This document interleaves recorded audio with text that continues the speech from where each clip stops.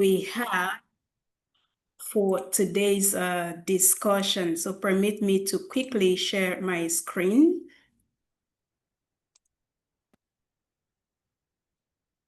All right. Boma and Emmanuel, I think we can have the attendance form in the chat room so we can track the attendance of for this program rather. So thank you very much everyone for joining. I will quickly take the opening remarks while we dive straight to what we have for today. So I'd like to stop sharing my screen because I want my face to be visible and big enough on your screens while I officially welcome you all to today's dialogue. So once again, good morning, distinguished guests, colleagues, and friends. Okay, it is my pleasure to welcome you to this CSR dialogue on the topic, Bridging the Digital Divide for Youth Empowerment. And thank you for joining us for this very important conversation. It is no news that Nigeria is blessed with one of the largest youth population in the world, and our digital economy is fast becoming a key driver for growth.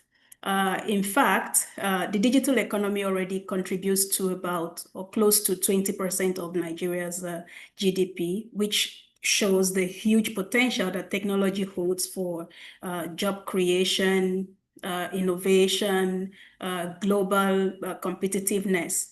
But while this growth, for me, while this growth is encouraging, the reality is that millions of our young people are still being left behind. Okay, and today nearly 20 million children, which is about one in every three school-age children, are not in school in Nigeria. And the causes are many. Can be poverty, insecurity, cultural barriers, child labor, limited access to digital resources. And sadly, the consequences are severe. Consequences like rising unemployment, widening inequality, the risk of a generation unable to benefit from the opportunity of digital economy. So the good news is that there are solutions, and these solutions are within our reach. By expanding access to education, investing in digital skills, skill training, and creating inclusive learning platforms, we together can equip young Nigerians to thrive in this fast-growing digital landscape. And this is not just a social responsibility, it is, I would say, an economic necessity. So that is why this corporate social responsibility is so important, because CSR gives, I would say it gives organizations the opportunity to drive real change by supporting digital inclusions, nurturing talents, reducing inequality, and ensuring that no child or youth is left out of the digital future. And as companies invest in CSR, they also build strong brands, engage their employees, and contribute to long-term national development. So today, as we engage in this dialogue, I want to encourage all of us to think of CSR not just as a charity, but as a strategic investment in Nigeria's future. And together, we can bridge the digital divide, empower our youth, and unlock the full potential of our digital economy. So on behalf of Transformation Foundation of Business and Technology, I welcome you all warmly to this dialogue. Let us learn, share, and of course, commit to action. So thank you very much for joining us. My name is Ugochukwu Edith, and for Transformation Foundation, I am the secretary of the foundation. And once again, it is a pleasure to have you all on the call. Okay, so I would quickly put up my screen. Okay.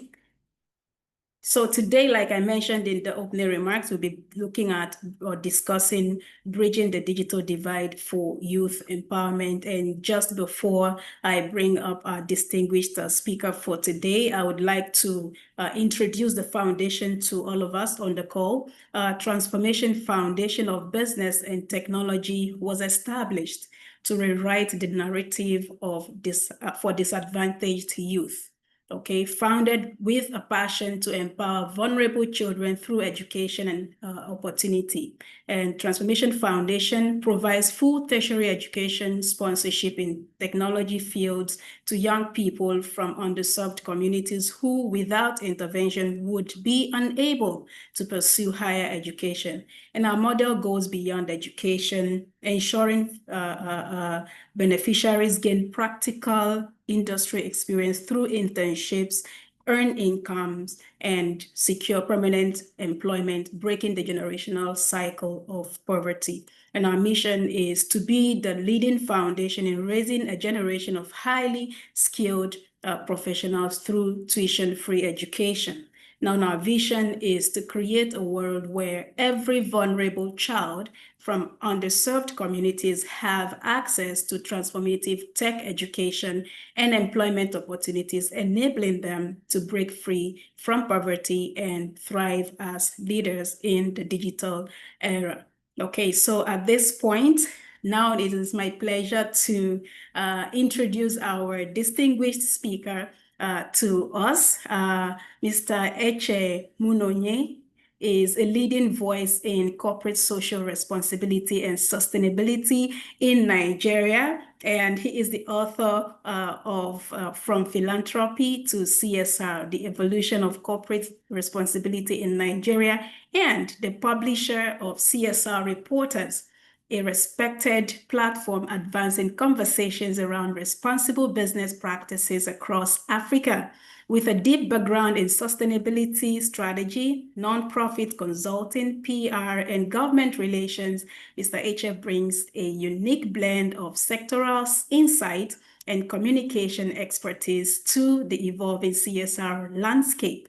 He is passionate about driving business-integrated CSR solutions that create real impact for communities and companies alike. So, ladies and gentlemen, can we put a round of applause in the chat room as we welcome Mr. H. Thank you so much once again for joining us on this dialogue today. I think you can take it up from here.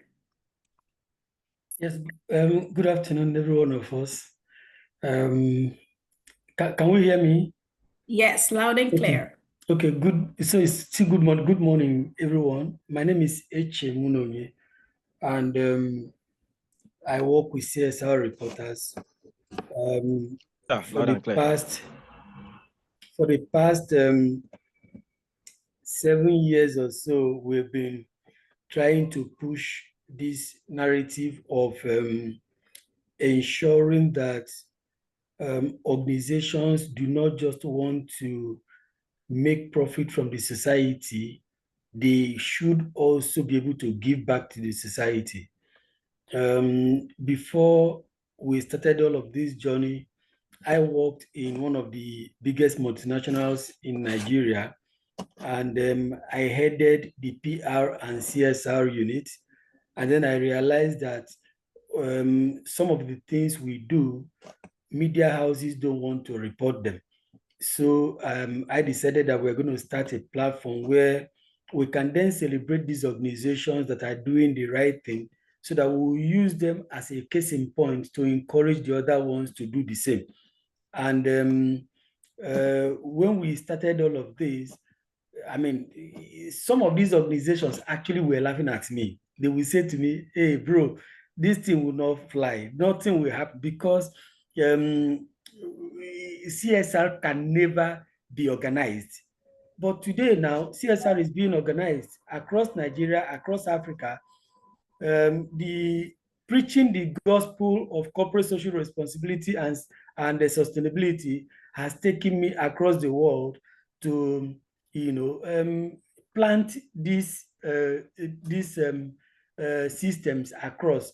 A few days ago, we launched the CSR reporters in India, Earlier in the year, we launched in the UK, and then we've been going everywhere to do the same thing we are doing back in Nigeria. So it was or it's been a Herculean task, but we are trying to ensure that we don't give up. We don't give up. So that's where we are. In the process, also, we decided that we're going to say from time to time, we say thank you to organizations that are doing the right thing so that we also use them to encourage the other ones to do. So we started the Social Impact and Sustainability Awards, which the first edition held in 2020. And today now, I mean, we see governors attending our events. So it's been a challenging time, but it's been very rewarding also. So that is that for that. Here we are going to be talking about the the dialogue is around bridging the digital divide. Skilling youth, strengthening workforces. Um, I tell you something. Sometime in 2020, First Bank called me into a meeting and they said we needed to discuss. We have this ongoing project trying to bridge the digital divide, trying to help young people to get into this because you see, digitalization and digital economy in Africa, particularly in Nigeria, is actually beginning to evolve. So they were getting into it very well. They realized that there is need to support young people to get into it properly. So they called us into a meeting. And from that meeting, I realized that a lot of things organization can do to ensure that young people benefit from this digital evolution that is happening today across the world. So we're going to be discussing that today, and I'll be pointing out some things around how organizations have been supporting, how they can support, and what entities like yours, NGOs, stand to benefit also from what companies are doing to push through this. We have a lot of banks, we have a lot of other entities. A few days ago, there's a mining corporation that just reached out to us and was talking about if their CSR can be skewed towards the digital transformation, helping young people to do. So a lot is going on. A lot is going on. So I want to encourage you, particularly you, that Madam, you are the secretary to this entity. You are pushing this. I also know, because I've read a lot about your organization. You have a lot of young people in the universities that you're paying their fees. If only you can take advantage of the organizations that are here and there in Nigeria and across Africa that are willing to support your entity to ensure that the young people benefit from this digital evolution that is taking over the world. So maybe after this meeting, we're going to have another talk one-on-one with your this thing so that we can know how to position properly. But I tell you something, is something that your NGO will benefit a lot from, because a lot of funds are being pushed into ensuring that young people benefit from digital evolution. So that said, I also want to let you know that you are not alone in this drive to do what you're doing. No, you're not alone. Some of us have been preaching this gospel, because when you preach the gospel of CSR, telling organizations, please encourage young people, yesterday we did an article, we said organizations that are helping youth empowerment, education empowerment. So these organizations, it's not just the come and pay this for young people. There is also to be able to focus your energy in doing picking up, even if you say it's only digital. I found just like you see what they call what do you call this entity now in Solo? Okay, one entity in Solo, one big brand in Solo. Well, they've been doing this mathematics stuff. I'm sure you know them. The what do they call them now? Okay, they've been doing this mathematics stuff for the past years, long time they've been doing it. So they can, if an entity, First Bank is doing for digital, this another organization can do to say we fund computer education in this another organization will say, because I also know that from your, when you were reading out the bio of your NGO, you talked about cybersecurity and co. They can pick up from here and there and do. So a lot they can do, and a lot we can do with you as an NGO to ensure that things get better. So that is like a form of introduction. We're going to be looking at guidelines. How can CSR bridge the digital divide for underserved youth? That's one of the areas we're going to be looking at now. How can CSR bridge the digital divide in underserved youth? So we're going to be looking at access and inclusion. CSR can provide free or subsidized digital literacy programs. It's happening now, though. You don't know too much about it. Maybe you know, but you can take advantage of, after this discussion, maybe we'll talk again. You take advantage of some of the things going on across, because, people reach out to us because, they think that we also have some of these NGOs around us that we can introduce them to. And so we're going to look at how we can function together to ensure that you get some benefit from this. So we're looking at how can CSR provide free or subsidized digital literacy programs, internet access and devices for disadvantaged communities. Because, a lot of times we see that many of them are looking at Lagos. It's not just Lagos. It's not just Lagos. Go to I come from Delta State. We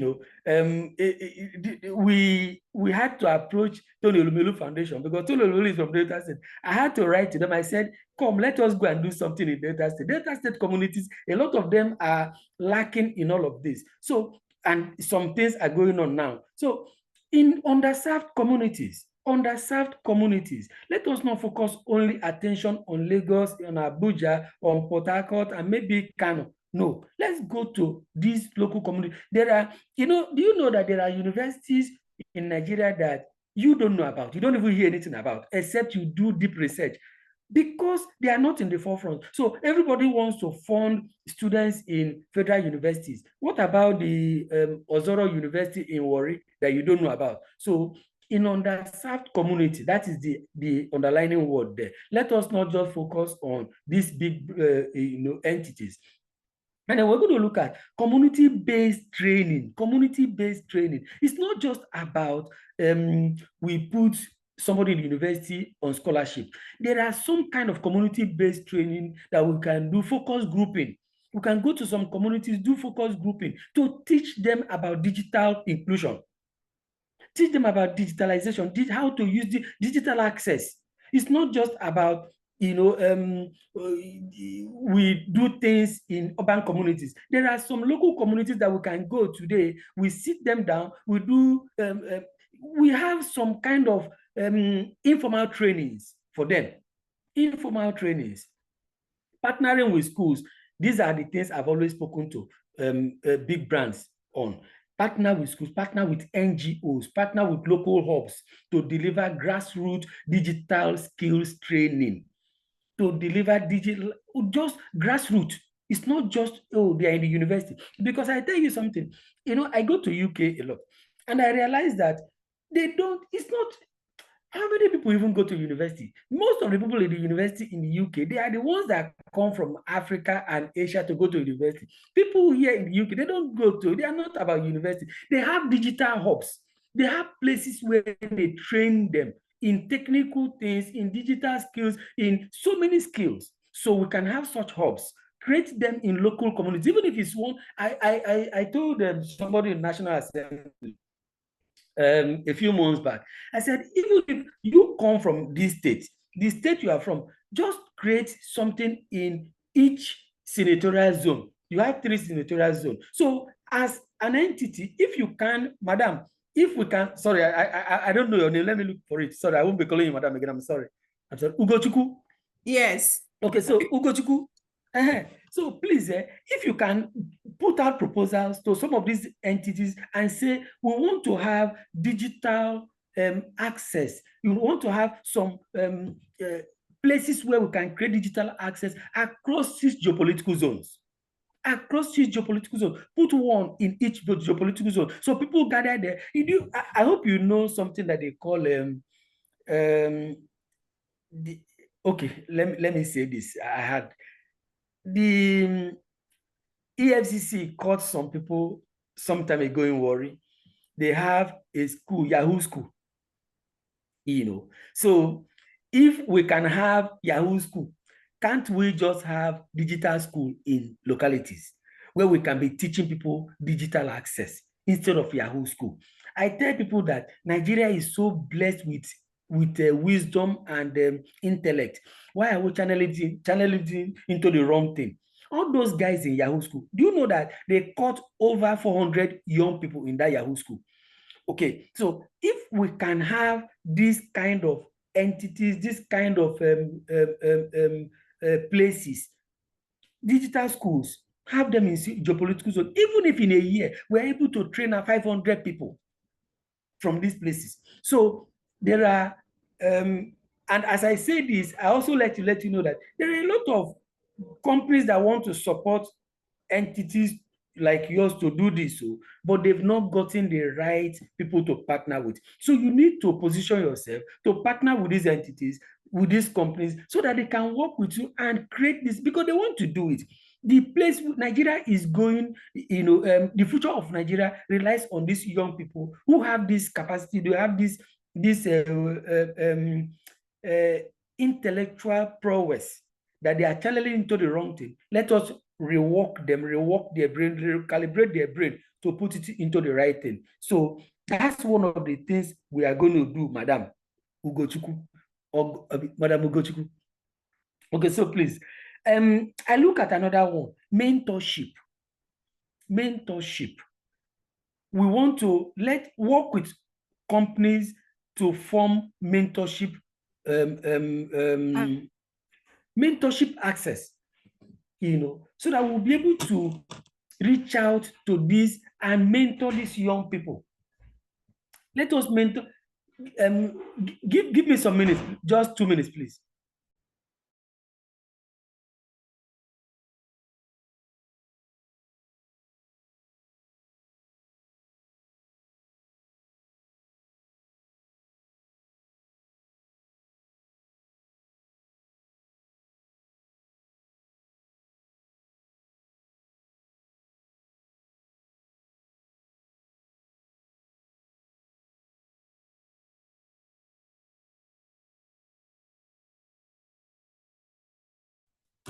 Okay, so I'm back.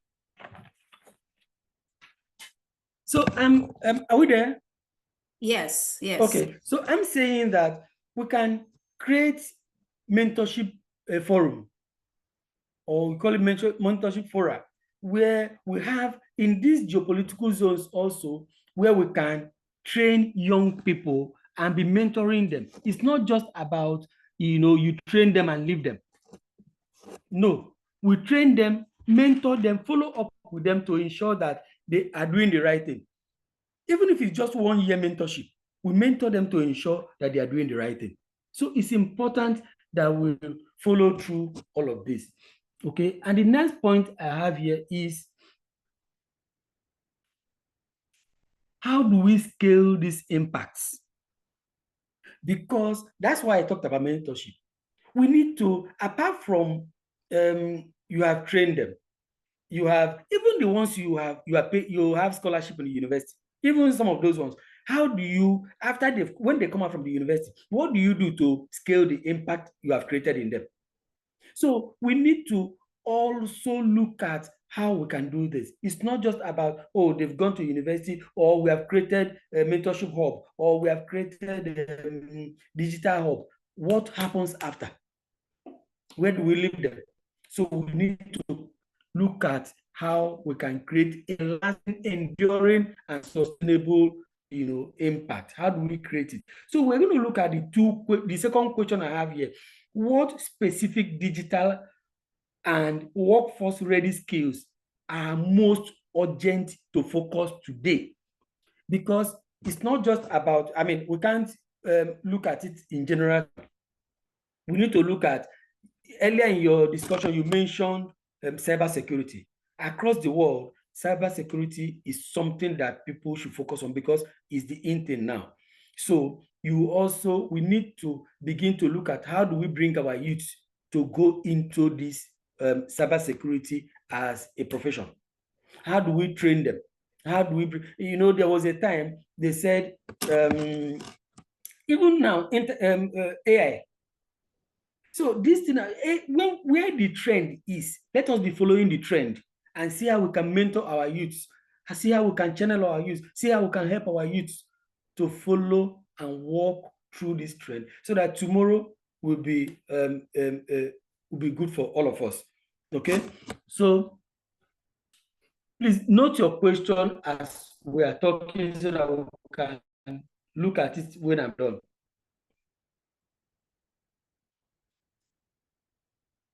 So we are going to be looking at emerging skills. Like I said earlier, we look at AI, we look at as we research, what are the emerging areas of the digitalization that we need, so that we are not just doing things that are obsolete. We do things in preparing our young ones for the future. Apart from getting funds within Nigeria, there are funds across the world to be brought in to help you do this, but it has to be channeled into something that is not just relevant to Nigeria, it is something that is relevant globally. If you don't do things that are relevant globally, you won't get global funds. You are going to be getting also local funds, and local fund will not help you do so much. So we need to look at what digital skill that is that serves in global space. So that's what we'll be looking at, because somebody says, I am local, but I play global. So even if we have a local NGO, let us play global so that we can get what globalization can give us. Okay. Organizations are willing to support. Like I said, organizations are willing to support, but when they support, how do they get the ROI? That's another topic for another day. How do they get the ROI from you and from what they are doing? So these are the things we're going to be looking at. And I tell companies, you see, there is this challenge we've been having with companies that do CSR. That's one of the things we are trying to also address. That challenge is what we call it greenwashing. They like to do photo ops a lot. They will come and donate and give you check. You see that most of their check, they do big check on paper, and then they will do picture. That's what they do, because they want to. So most of those things they do is not engraved in their company's DNA, in their company's culture. So what we started preaching when we came on board, when we started doing this, is to ensure that these organizations, they have this in their business culture, so that when they have supported you this year, it's not just that they finish this year, they stop. Next year, they will always sign like 5 years contract with you to say we will support them. Now, what do they benefit? One of the things they benefit, because I don't want you to also, a lot of us earlier, we made the mistake of thinking that companies, when they give us this CSR fund, is just so. No, they also benefit a lot. They benefit in the area of publicity. They benefit in the area of tax rebate. Many of them, when they give you that money, they remove it from the tax they pay government. Government is allowed. It's allowed that you shouldn't pay tax on that. So instead of you to pay tax on that's again the reason most of them, they will they try to,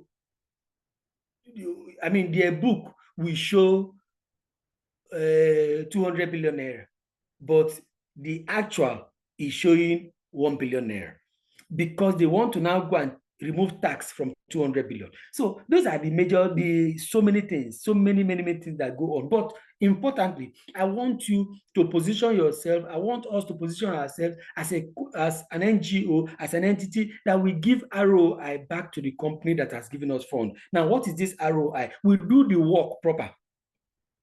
It's not that they give us money, because again, why most of the companies are afraid of some of these our NGOs is that we lie a lot. So pardon me, I like to hit nail the way it is. We lie a lot. I have personally conducted research about many of the non-profit organizations in Nigeria. In fact, I can say maybe 3% of the entire non-profit population I see in Nigeria are genuine. Pardon me, don't be angry, but I mean, you are a non-profit organization. But because what they do is they collect this money, they also go back to the company that gave them the money, they share the money with them, they collect their own, they share the money, and everybody is happy. Tomorrow they prepare paper, they give back. So I trust that you are not part of them. I've not done too much of inquiry about you, but I know you are not part of them. But I know that organizations wants the ROI, but this ROI have to be genuine. It has to be exactly what you're doing, that you show them back on paper, show them back on this. It's not just showing them on paper. You go to the field, you show them this is what we are doing. If you are supporting this person, show them that we are supporting this person. This person will also attest to the fact that they are paying my school fees. Okay, so those are the things we'll be looking at when you talk about the ROI of whatever thing you are doing as an NGO. Because if people see that what you said you want to do is what you're doing, they will support you more. They will support you more. That is the thing, Sorry.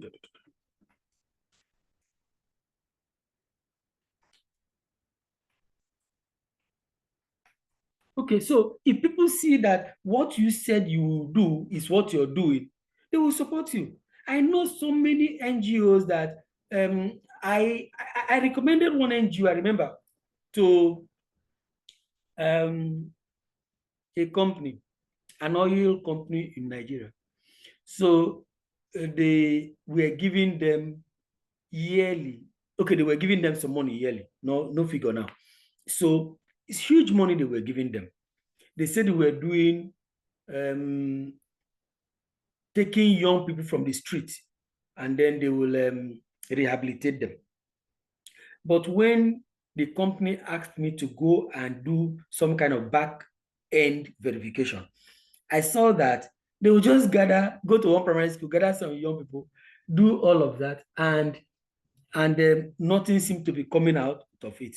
And they keep sharing money and all of that. So it's a terrible situation, very terrible situation. But please, I have a call from my son. Let me quickly take it, please. All right.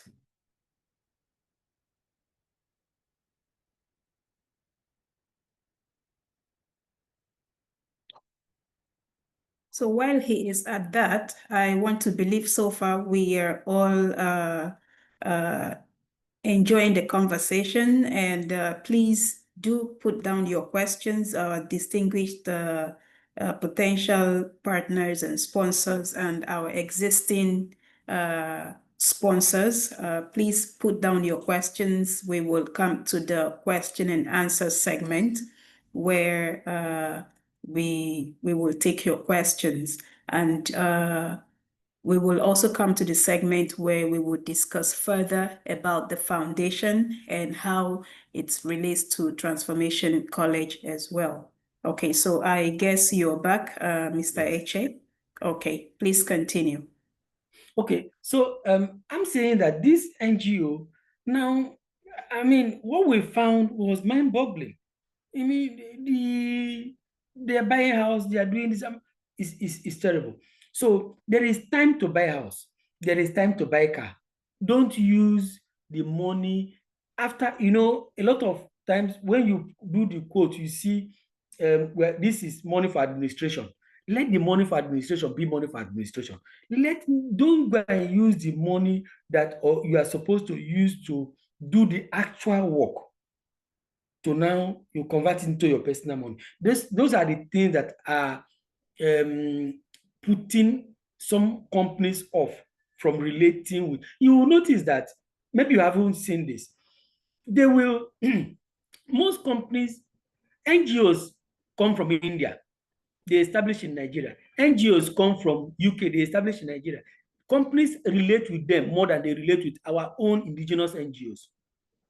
Yes, that's the truth. And when we talk to them about why are you doing this, let us support our homegrown NGOs because they know society more, they know localities more. They will say, but you know this, you know this, you know this. So I want us as NGOs in Nigeria, indigenous NGOs, to put our acts in order, to do the right thing. Please, I'm begging us. Maybe this is not what I should have been saying, but I mean, it just came out that we should just talk about it. Let us do the right thing. As we do the right thing, it will help us gain prominence within, because companies are ready now. I'm telling you.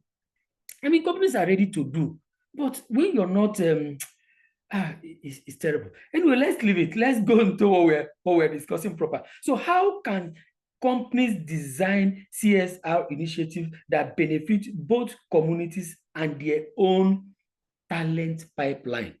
Because you see, I was speaking to somebody in I was speaking to somebody in one of the big insurance companies.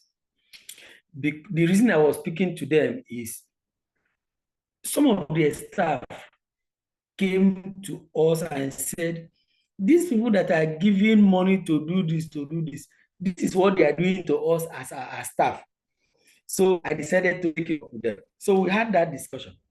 You can't be doing good outside. Everybody sees you outside that you're good. But charity should have began from home, and it's not there. Your staff they are not happy, yet you're going to do CSR outside. Let your CSR start from inside. That is it. A lot of them, that's what we see. But like I said, things are changing. So how do we ensure that before you go out doing what you're doing, ensure that people within, they are also benefiting from this digital inclusion? So one thing I usually will ask people is, this thing that you want to go and teach them outside, have you taught people inside? And now, because of it, we now started developing strategy for them to say, okay, use internal volunteers, to work with the external people you are bringing to do it. Let's say they're going to work with you as an NGO now. Let them use internal volunteers to work with you. So let's assume you are going to go and do an outreach in Abakaliki. Gochku, you are from that, and let's say you're going to go and do outreach in Abakaliki. Let some of the staff of the company that have funded you to go for that outreach in Abakaliki be volunteered with you to go do that job. That way, they know what you're doing. They benefit from that inclusion you are also teaching. You understand what I'm trying to say? So it's important that the staff of that organization that are carrying out sponsorship of outreach are also benefiting from that outreach. Because, one other thing is volunteering helps a lot. Volunteering helps. I preach it everywhere. Everywhere they say, come and help us set up CSR departments. I tell them that use your internal people and bring in volunteers from outside also to help, because volunteering helps a lot. It helps you to learn, it helps you to grow, it helps you to add knowledge to, because somebody is going to ask you, do you have experience? You say, yes, I have volunteering experience. So it helps a lot. So, but most organizations, because they don't want the people to see what they are doing, they don't want these volunteers from their entity to go there.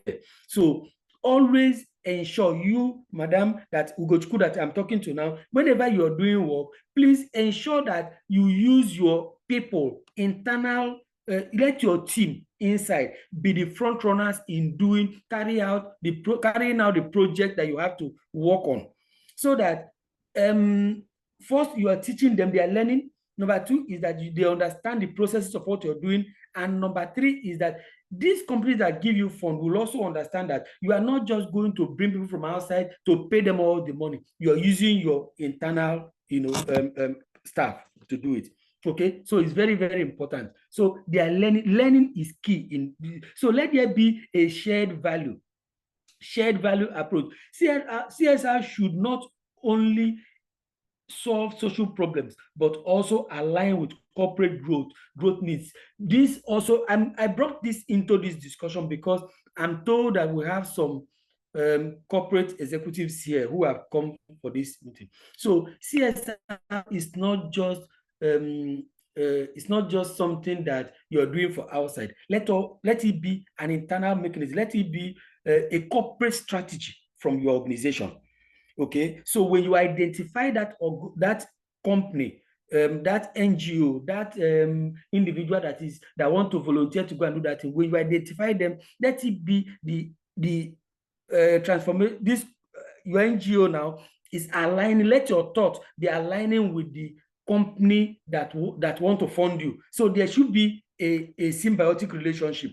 It's not just that you will because again, one other thing we have seen that is just so terrible is that many of these companies give money to people that they fund NGOs that are owned by people they know, by their friends. Okay, so that way the NGOs mandate is not aligning with your corporate strategy, but because your friend owns that NGO and you get kickback, you go and support it. Okay, so our corporate leaders here, I'm saying this to you that for you to be seen to be doing the right thing, please look for professional NGOs in the field where you want to do your CSR. Work with them. Don't work with an NGO because your friend owns it so that you can get something from it. Please, I'm begging you, because we are destroying our own when we do that. Okay, thank you. So I hope we are all jotting questions that we can look at as I'm done with this.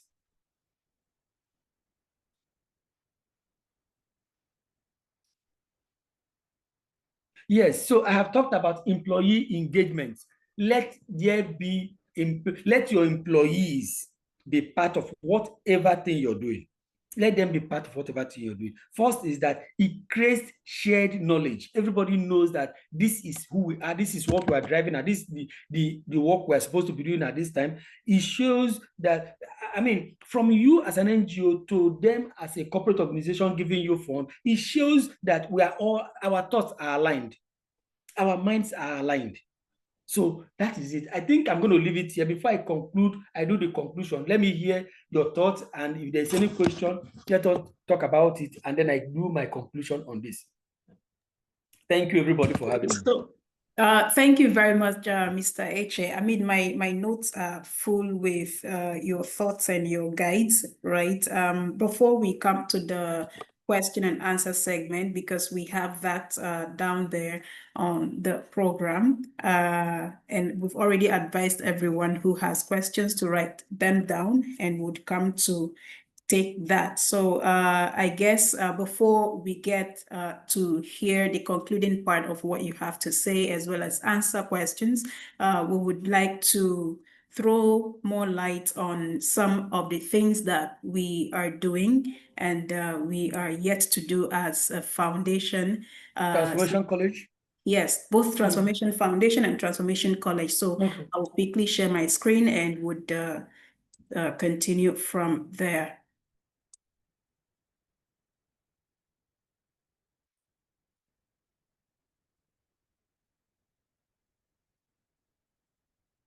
Okay, So now let's look at Transformation College of Business and Technology. Now, Transformation Foundation is the NGO arm of Transformation College of Business and Technology.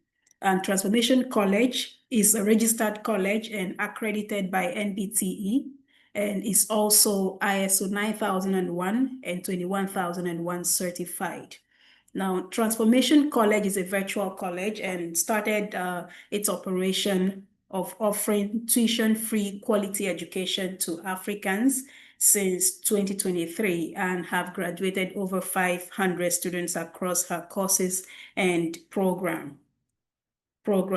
Now, the founder's vision and passion to bring quality education to those who cannot afford it led to the birth of the college. And since inception, we have consistently run tuition-free programs to benefit both secondary school graduates, university students, undergraduates, NYSC members, and even professionals in different fields who wish to diversify their skill sets.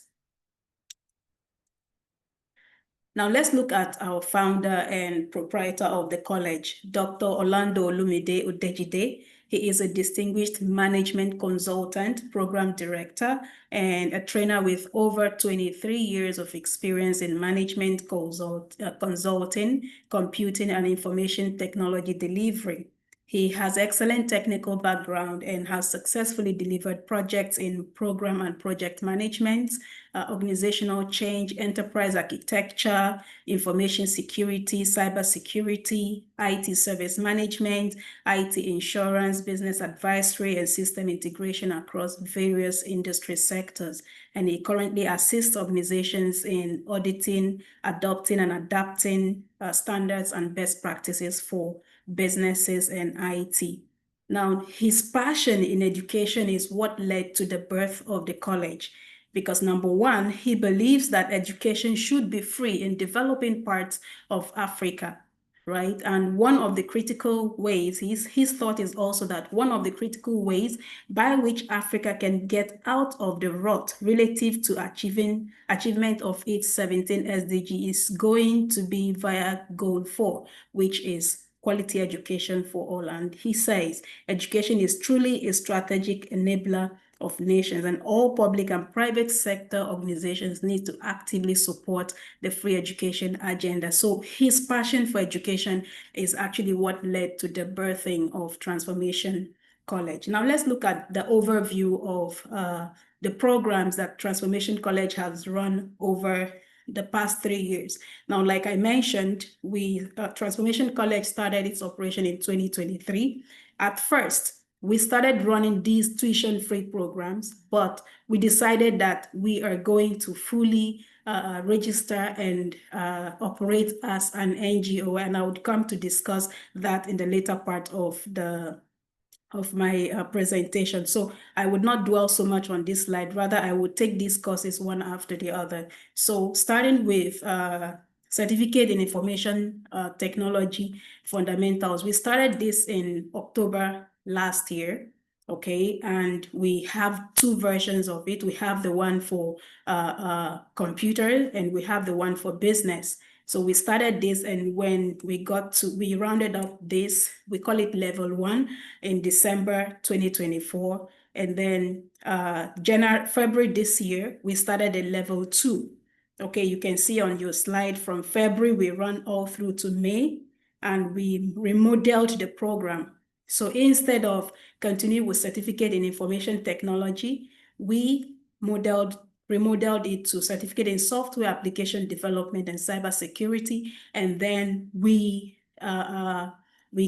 switched from using CompTIA curriculum to OpenStack. So we continuously improve the curriculum with which we teach the students to make sure it's not just localized, but whatever skill they learn or whatever knowledge they gain, it's actually able to put them to compete both in the international field, right? So this is for SADC, as we call it. So level 3 of this program is starting this coming September. We had finished with level 2 and we're moving to level 3, and it's starting this coming September. And Also, we had the level 2 for business side of things, which we finished in May, and September we're continuing with the level 3 of the program.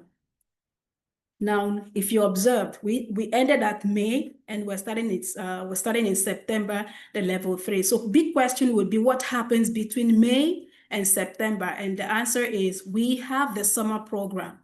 Okay, so we have the summer program, which has two sides to it. We have the diploma in business analysis, project management, and ISO management systems. And this started from the month of June. As soon as we finished the level 2, we started the summer program, which has a different group of students who registered for this program. We have over 100 students in the class, right? So this started since June 7th, and this Saturday, we're having our virtual graduation ceremony. So you can see how detailed the programs are, and a lot of practical sessions are imbibed in these programs as we run them. So this is one side to the summer program, and we have the AI side of the summer program as well, which started June 7, and both programs are having the graduation ceremony this Saturday, a virtual graduation ceremony. So you can see what you see on your screen are content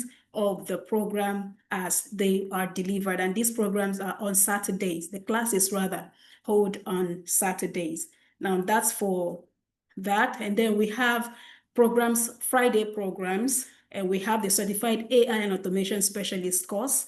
So you can see we started in January, and then this is from January to June. This runs every last Friday of each month. So it's one class per month. Okay, so July, you see from January to June, and then July to December for this particular course. And then we have the AI business analyst side to it, right? So these are the program contents. And then we have the diploma, digital marketing diploma program. As you can see, this is the same program but remodeled. So when we started from January, we got to June, and we decided instead of focusing on just digital marketing, we should introduce the conventional marketing to it as well. So we now, from the month of July till December, we are now dealing with marketing, conventional marketing, together with digital marketing. So at the end of their program, when they graduate, they have they have knowledge on how to execute the conventional marketing as well as digital marketing. So that's how we keep remodeling our programs to make sure we meet up with the trend. Okay, and then we have certificate in English language, and this has been ongoing since February. And this class runs every first Friday of the month. And then we have this Microsoft Office 365 program, you can see. So this also runs every second Friday of the month, and we take each application package one after the other. So we drive deep into it to make sure the students, by the time they're done with their studies, they can beat their chest and say, oh, I'm well knowledgeable in Word, in Excel, as the case may be, and to the last of it. Okay, so now, why Transformation Foundation? I had spoken of what we do at Transformation College, but why did we come up with Transformation Foundation? Like I mentioned earlier, Transformation Foundation is the NGO arm of Transformation College. However, Transformation Foundation is established to localize all CSR activities to focus on Nigeria by assisting the government to bring quality education to all, especially those, excuse me, in underserved communities. So Transformation College program is across Africa, right? But the foundation was birthed to localize whatever CSR activities that we do, then we bring it home and we focus in Nigeria. Okay, so by doing this, we are contributing our quota to the SDG 4, which is quality education for all. Now, there is a flag off program that we want to kickstart for Transformation Foundation, and we call it the Artificial Intelligence Innovation in Schools. Now, this program led by Transformation Foundation is a tuition-free, hands-on training program designed to empower students in SS2 and SS3 with foundational skills in artificial intelligence. And this initiative is strategically tailored to equip 250 senior secondary school students.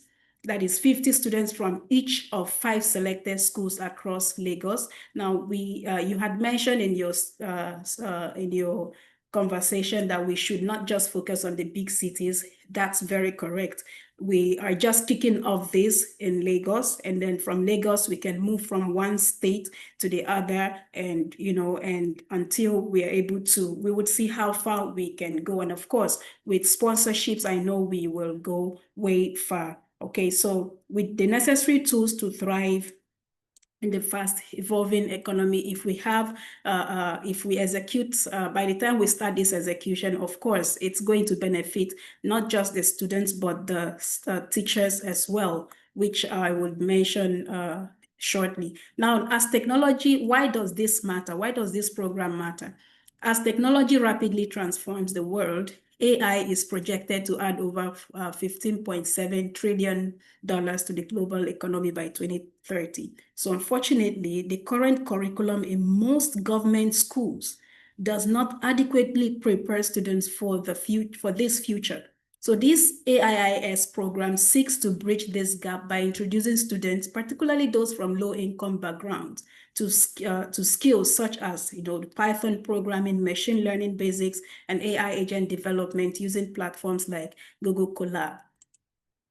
Now, the benefit of this program to schools is, number one, is a free 6-week AI training for 50 students from SS2 and SS3.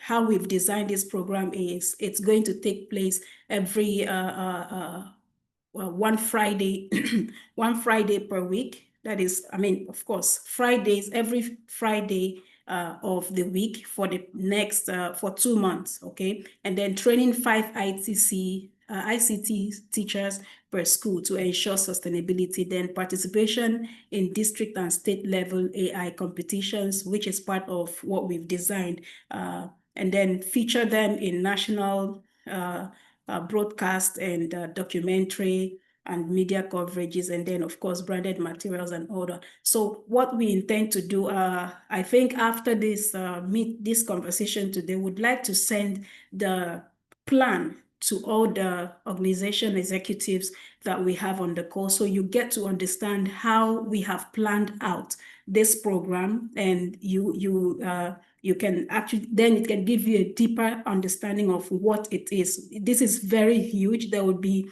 at the end of the program, there will be competition to know which school has done better, and then there will be awards given, and all that is quite big. And I know that with the support that we will get, we'll execute this and even go bigger. Okay, so now I would like to play a short video to tell us more stories about what we've done. You'd be able to see for yourself, hear live testimonies from people who have benefited from this program, and lots more.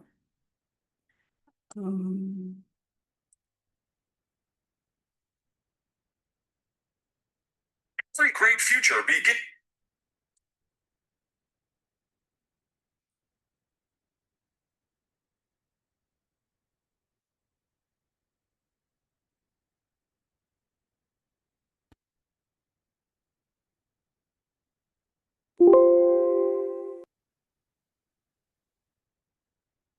Every great future begins with opportunity. At Transformation Foundation, we believe that every young person deserves access to knowledge, skills, and the tools to thrive no matter their background. As the non-profit arm of Transformation College, we are the heartbeat powering a tuition-free institution that equips Africans with globally relevant skills in business, technology, and personal excellence. Our mission is simple: to transform lives and build futures. From students discovering the power of digital tools to professionals advancing their careers, Transformation Foundation has touched lives across Nigeria, Africa, and beyond. Through scholarships, sponsorships, and groundbreaking learning programs, we are bridging the gap, creating opportunities where they once seemed impossible. With over 500 graduates from our programs, countless success stories, and a growing network of alumni, we are shaping a new generation of leaders who will change the face of Africa's workforce. This is the impact of transformation in action seen in every graduation, every certificate earned, and every life empowered to take on the future with confidence. But our work doesn't stop at the classroom. Through our CSR initiatives, we reach communities, empower youths, and break barriers to digital access because transformation is only real when it touches everyone.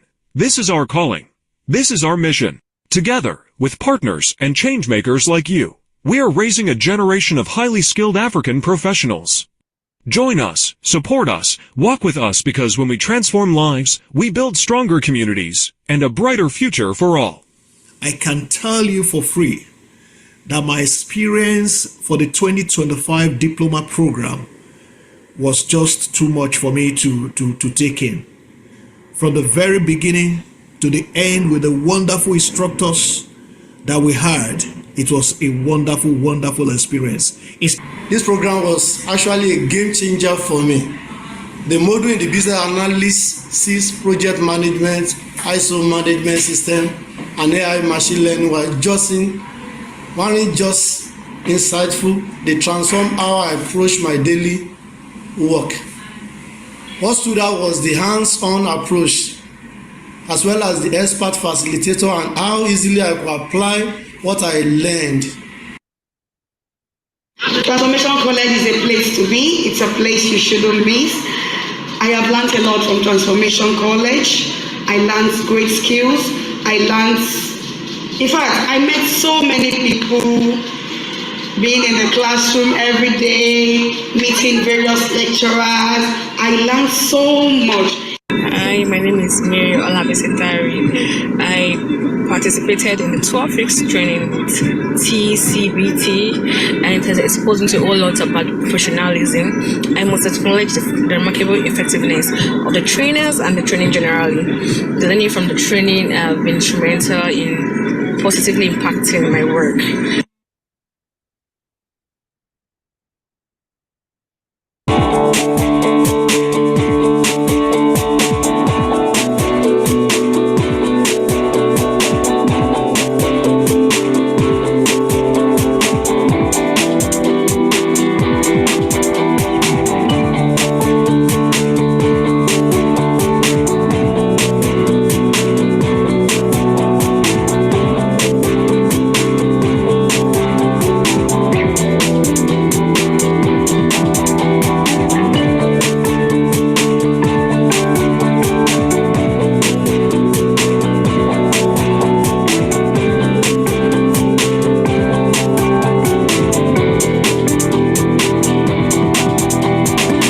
Do not sit on the lines. Support Transformation Foundation of Business and Technology today and join us in transforming lives through quality and affordable education.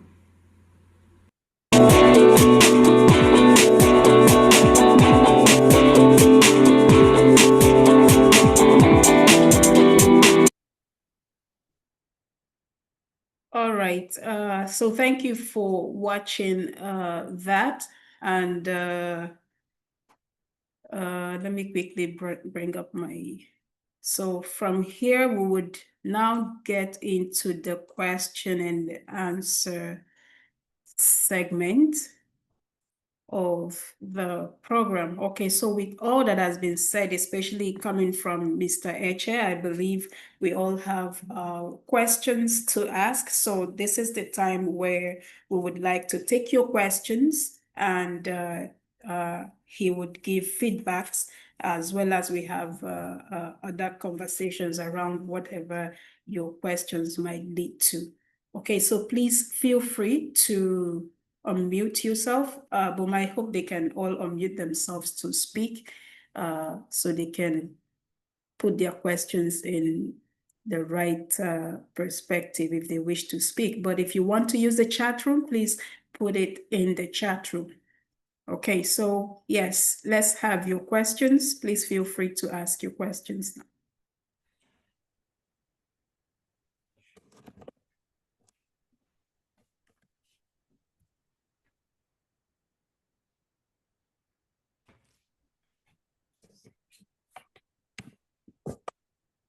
Okay, who will go first?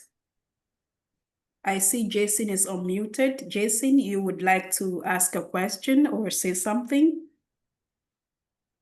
Okay. Hi, go on. I have a question. Okay, please go ahead. All right, thank you. So I work for a corporate firm, and I would like to disclose in details.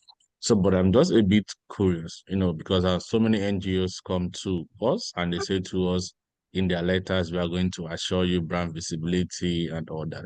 And as a corporate firm, we are interested in making profit. So we want that every strategy we take ensures that we're able to bring back money into the organization. So how is the brand visibility going that we do for that non-profit organization do for a corporate organization? How would it turn to maybe increase in sales or increase in customers? So I would like to know how that, let's say we sponsor an NGO's program and they give us brand visibility. How would this translate to increase in sales or increase in more clients for my organization? Thank you. All right, Mr. Eche, over to you, please. Yes, I'm here. Sorry, I didn't really. First, I don't know what happened to my video. I can't put on my video. I don't know what's going on. That's one. Number two is I didn't get his question very well. He talked about what his organization stands to gain when they carry out CSR. But then I also heard something that he says like he works for a government agency. So I couldn't really place it. Please, can you go over it again, please? All right, so let me repeat my question. I said I work for a corporate organization, and so we receive a lot of letters from NGOs asking us to sponsor one program or the other. And at the end of it, they will always put what we stand to benefit is brand visibility and all that.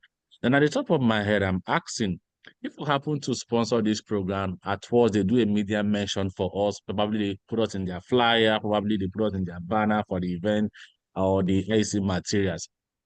As a business firm, we want to make profit.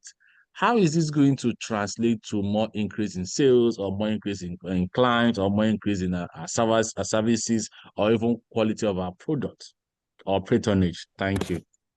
Okay. There are different ways you benefit from what you do with an NGO. When you give back, it doesn't only end in, it's even mundane. When I hear people talk about brand visibility nowadays, it's mundane, it's out of place. Anybody can get brand visibility if you want to get brand visibility. But one of the major things you gain is you gain relationship with the public you do business with. You may not understand it. It's a subtle thing, but it's stronger than anything you can imagine. You gain relationship. Now, I tell a story. Every day I tell this story. I live in a place, I live in an upscale place. Somehow you call it upscale. Some people say it's a middle income neighborhood. I live in Magodo. So NSAS started and there was squabbles here and there. They came to the neighborhood where I live. There was a police station close to us and the people wanted to burn down the police station. The youths within the community came out, within the Magodo community came out and said, no, this one, you can't touch it. It was later, when I was asking questions, I realized that their motive is simple. This police station, the DPO is a woman. She usually sometimes she will come and gather all of us. She will speak to us, talk to us about how to live good in our community. Sometimes she gives money. Somebody is in the hospital, she visits. So there is a relationship she has built. When they were burning police station, I'm sure everybody were all in Nigeria then, when they were burning police station here and there. That police station, they didn't touch it. They came to that place. But when the people within the neighborhood told them what this police station and DPO was doing for them, they turned back. So what we call that is license to operate. We call it social license to operate. It's bigger than anything you can imagine. When you create a relationship with the community you serve, there is a day that will come, you will need that relationship. That is one major thing you will benefit. Number two is, I do not know that you and your organization don't know yet that when you give these monies to these NGOs, you sponsor what they do, you put it away. You, when you're doing your tax and accounting procedure, so you put it in money you have spent on non-profit thing. So that money is not taxed. Government does not expect you to pay tax on the money you have given to the NGO. So that's another major thing you gain.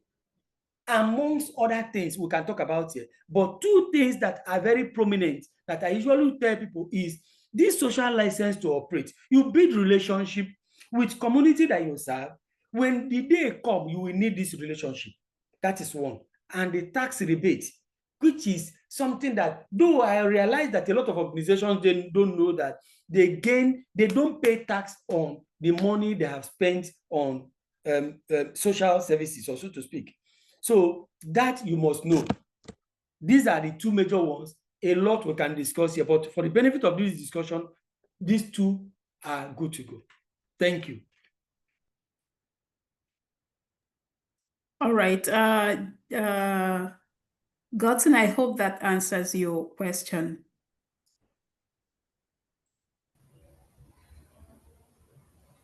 Yes, please, but I have a follow-up question because Yes, he please. just mentioned something now about us having a tax waiver when we do charity or give money to not-for-profit organizations.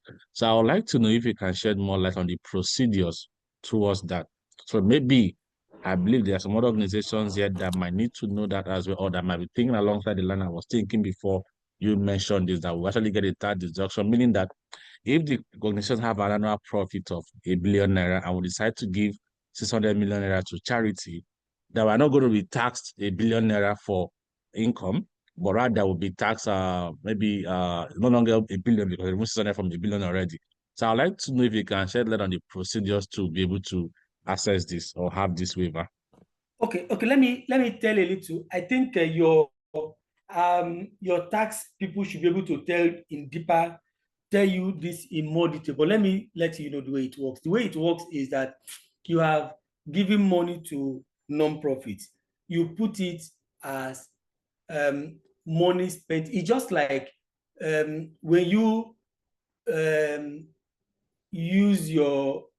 you give money to church, that money is not taxed.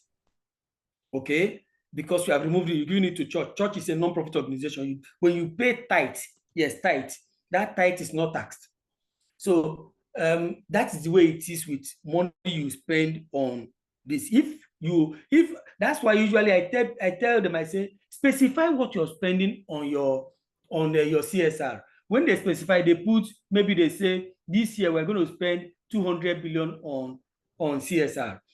At the end of the day, what government is looking at, let's look at if you spend that 200 billion. If you spend that 200 billion, then in your tax returns, you state the money you have spent on CSR, which is non-profit. It is not taxed. Your tax, they remove that from what the taxable money, I don't know how to call it. They remove that particular one that you have spent from the taxable. So that's the way it works. So maybe I'm going to share my email. We'll talk about this later. But for the benefit of here, let's so that we can have more time for many things that we need to do. All right. Thank you very much, Mr. H.A. Godson, I hope that has clarified your questions. Yes, thank you.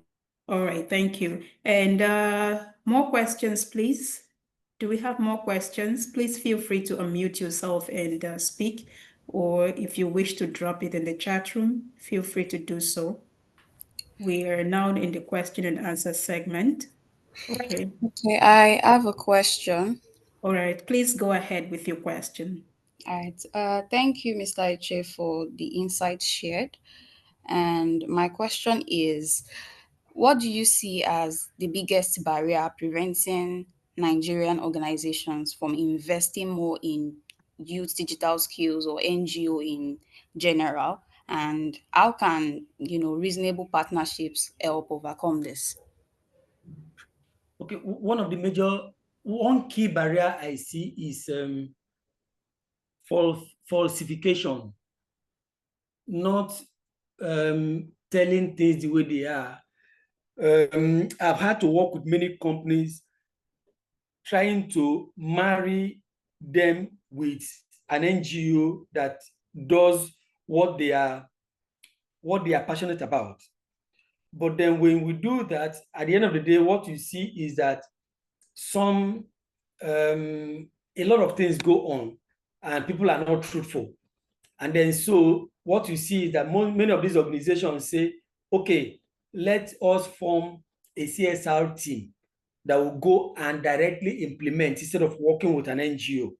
But I will always tell people that working with an NGO is better for you because you don't have all the time. These people that you are forming a CSR team, they have other tasks that you are giving to them. The NGO, all what they do is to do this. So give them, but do more monitoring. That is so. I think that one of the major things is not being truthful, not being open with your books. So I tell NGOs, be open with your books. There are quite a lot of funds flying around that you can catch and use for what you want to do, but be open with your books. If you're not open with your books, many people will not trust it. So that is one of the major limitations, hampering the work of the relationship between organizations and non-profit entities across Nigeria. If that answers it, fine. If it doesn't, please let me know so I can talk again. Okay, to some reasonable extent it does, but another question I want to ask is, where exactly do we get these organizations that are actually willing to do these things? Like, where do we get the authentic ones, not just the ones that just want to listen to what we have to say or what we do?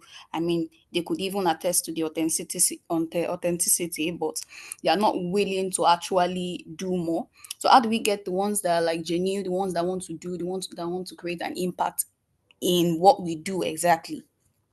I think it's just basic, the way everybody search for this. There are, I mean, you just generally search for organizations that align their thought, particularly. One thing that I've also seen with non-profits is that they don't research the organizations they want to send their proposal to. For instance, if I run a bank and our corporate culture has made what we have put in our corporate culture is that our CSR is focused on education and water, whatever, maybe water supply. When you are bringing a proposal to me, because we have already have this entrenched in our culture, this is what we're following. If you now bring your CSR project to me and then say you want me to come and build a hospital, I mean, I will just listen to you and you go, because when I take it to the board, when I take it to the MD to look at, he's going to tell me this does not align with who we are as an organization. So why are you bringing this to me? So those are the things I want us to know. People should be able to research very well and know the corporate focus of that organization you want to send your proposal to. Because people that do the real CSR, organizations that do the real CSR, they have the areas of focus. They don't focus everywhere. So look at the one that focus on what you want to do and follow through. Great. All right. Thank you very much, Mr. Eche, for that.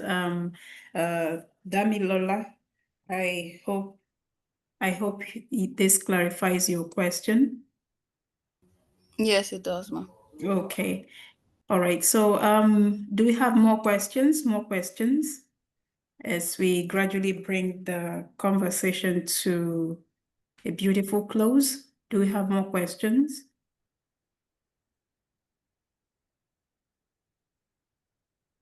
Okay. So I'm guessing we don't have more questions.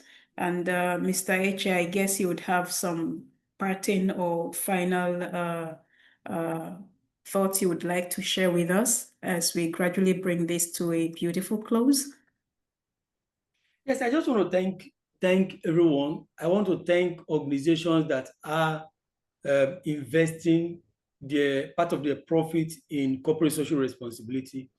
I want to also thank some of you people that run non-profit agencies. It's not an easy thing to do, but it is a doable venture. So we thank you people. And I want to tell organizations, companies, you have CSR funds.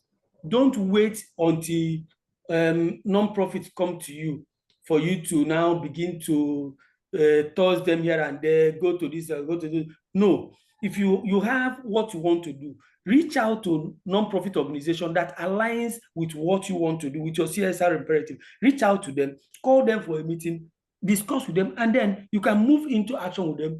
Because if you why that fund, what I've also seen is that the fund that they have for CSR, it lies in there. They are going to, when it gets to I know that a lot of times when it gets to around September, October, they start calling us, we want to do this one. I mean, they start rushing here and there because they want to expend that money because they've already budgeted for it. So I want you people to please, my dear brothers and sisters that run organizations that invest in CSR, when it gets to December, begin to search out for non-profit organizations that aligns with who you are as a corporate organization, and sit with them so that you can form alliance and move forward for the next year, so that you will not get to the end of the year and looking for where to put your money, where to push things into, so that government will think that you have done CSR. Please, I'm begging you. And non-profit organization, I'm also begging you, please open your books. Open your books. Let people see that you are transparent. Let people see that when we ask questions, you can easily let us know what you can close your eyes and tell us what you're doing. That way, organization will trust you more and we can have more relationship. Thank you so much, everybody. All right. Thank you very much, Mr. H.A. I mean, that was a good conclusion right there. And we are grateful that we were able to have you on this call despite a very busy schedule. So thank you very much. And for those who have asked questions, thank you very much. And to everyone who have joined us on this dialogue today, thank you very much. Without you, we wouldn't have been able to have a successful dialogue today. And so in closing, I would like to reiterate that at Transformation College, the programs that we've been running is 100% self-funded, right? And we hope that having engaged with in this conversation today, you'd be able to come to that point where you decide to support what it is we are doing. And we promise to be very transparent and promise to be very transparent with our records, and so we can have a successful collaboration, partnership, and what have you. So we need your support to be able to carry out these task, projects, or assignment, as the case may be, as we contribute to the transformation of lives of Nigerians through quality education. So please do give us listening ears when we pay you a visit to discuss possible ways of collaborations, partnerships, or sponsorships, as the case may be. All right, so just we are gradually bringing this to a beautiful close. We just put this up here. Okay. So feel free to email us or call us, and we'll be able to have a sit down and conversation with you at your at the very convenient place where you would like us to come, be it at your office or wherever. We'll be glad to meet with you to have these conversations and to see what we have done. Transformation College have done so far. Feel free to visit the YouTube channel. All our programs, all our classes and trainings are always uploaded to the YouTube channel so that the students can, if they missed a class, they can go back there and watch before their tests and exams,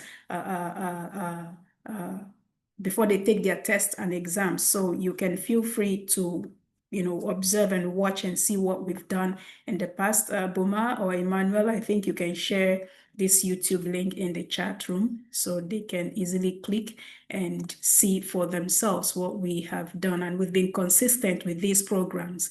And like I said, we are self-funded. So thank you very much for your attention, for joining us on this call today. So a quick one, if you don't mind, turning on your cameras and let's have a screenshot group picture for this for the purpose of this conversation today.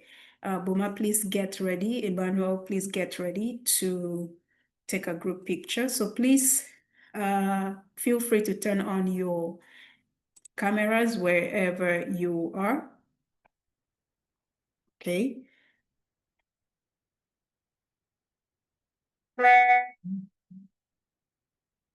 Yes. Can we have you turn on your camera? I think it's just myself and Mr. H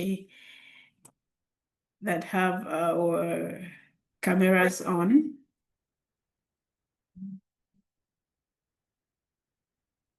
Okay. Yeah, I think we can take with or without the cameras on. I think we can take a screenshot. Boma, please take a screenshot of the different slides of this conversation.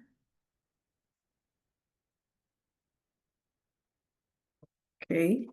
And let us know when you're done so we can are you done?